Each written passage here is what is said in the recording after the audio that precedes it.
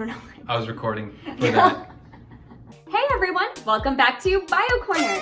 Last week I walked you through how to see DNA in your own home. And honestly, it did kind of just look like a bunch of goop. But usually in movies, TV shows, even science textbooks, it's illustrated as a twisted ladder, otherwise known as a double helix. Figuring out that structure was a huge deal in biology in the 1950s. And at the center of it all was the woman scientist Rosalind Franklin. So today we're going to talk about her, the story behind her discovery, and how we can do complex things like gene editing all because of her work.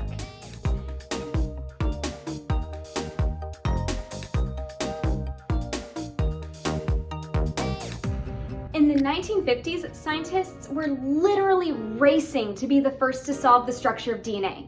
And the main players in this race were Rosalind Franklin, Maurice Wilkins, James Watson, and Francis Crick. In 1950, Franklin came to King's College in London to work on solving the structure of DNA using a method called Xray crystallography, which is basically a way of visualizing molecules after they've been isolated in crystals and exposing them to X-rays.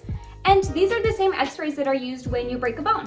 It's pretty amazing that scientists as early as 1914 were using this technique to basically take photographs of molecules, and it completely revolutionized both biology and physics. For example, the first compound whose structure was confirmed by X-ray crystallography was table salt, and that experiment itself proved the existence of ionic bonds, which is one of the main ways that atoms stick together to make molecules. That's a really big deal because ionic bonds are one of the first things you learn about in chemistry class nowadays. Fast forward to 1950, and Rosalind Franklin was using this very same technique to make her own major discovery in biology. Now, originally, Maurice Wilkins thought that him and Franklin were supposed to work together at King's College and be collaborators. But unfortunately, this was never clearly communicated to Franklin. So between that and frankly the fact that she just wasn't very happy at King's College, their professional relationship fell apart and they actually spoke to each other as little as possible. So now let's fast forward to May of 1952. Franklin and her graduate student Raymond Gosling took the photograph that was key to solving the structure of DNA. It's known as Photo 51, and it proved the DNA is a helix and has been argued to be the most important photo ever taken. And the general X shape of this whole image is what suggests the twisted helix shape. Combined with some other knowledge about DNA and the elements that it's made of, this image could prove the structure for the instructions of life.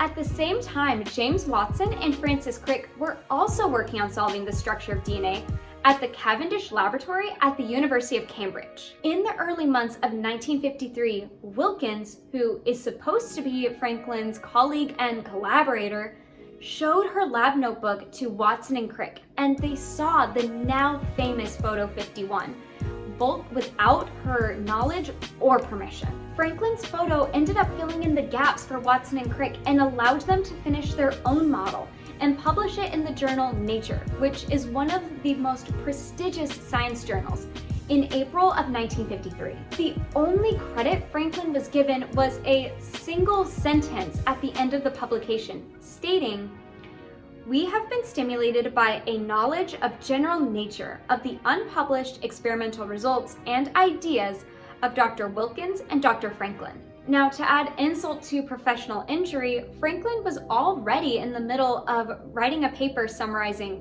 her results on the structure of DNA when news reached her that Watson and Crick had already figured it out.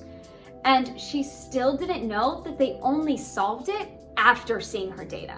So, to her own paper, which was published immediately after the Watson and Crick paper in the same journal issue, she added the amendment, "Thus, our general ideas are not inconsistent with the model proposed by Watson and Crick in the preceding communication." 9 years later, in 1962, Watson, Crick, and Wilkins were awarded the Nobel Prize in Medicine and Physiology for solving the structure of DNA. But where's Franklin in all of this? She did unknowingly provide key data to Watson and Crick and was acknowledged in the paper with Wilkins. Well, there are two reasons for this. one, a Nobel Prize can only be awarded to 3 people at a time. And 2, Franklin died 4 years earlier from ovarian cancer at the age of 37, and a Nobel Prize can't be awarded to the deceased. So Watson and Crick stole her data, and were aided in doing so by her supposed colleague and collaborator Wilkins, and then all 3 go on to win the coveted Nobel Prize. How do we know all of this? Well, Watson himself documented all of this in his 1968 book, The Double-helix. Rosie, a nickname that was never used to her face, by the way, of course, did not directly give us her data. For that matter, no one at King's realized they were in our hands. And Crick would later go on to say that she was just 2 steps away from solving the structure on her own in 1953. Watson, Crick, and Wilkins never lost their Nobel Prizes even once all this became public. And part of that could be because Franklin had already passed away and it couldn't be correctly awarded to her anyway. And had she been alive when the prize was awarded, maybe she would have won, maybe she wouldn't have. And that's basically the story of the discovery of the structure of DNA. Don't worry though, Rosalind Franklin still went on to have an incredible career studying tobacco mosaic virus and the structure of RNA and RNA viruses. And get this, coronavirus are types of RNA viruses. So her work is still really important today. In fact, her group laid the foundation for structural virology, which is the study of how viruses invade and multiply within cells. By the end of her life, she had published 19 papers on coals and carbons, 5 on DNA, and 21 on viruses. So she was still an incredibly successful scientist, even with being robbed of the Nobel Prize, and is totally an inspiration to young scientists today. Yeah, that's about right. Okay everyone, I hope that after this video you have a newfound appreciation for Rosalind Franklin and all the hard work that she did, and frankly how difficult it was to isolate the structure of DNA. If you liked this video or any of my other ones, please like and subscribe and leave a comment below if you have any questions or know of another awesome woman scientist that I should do a video on. See you guys next time!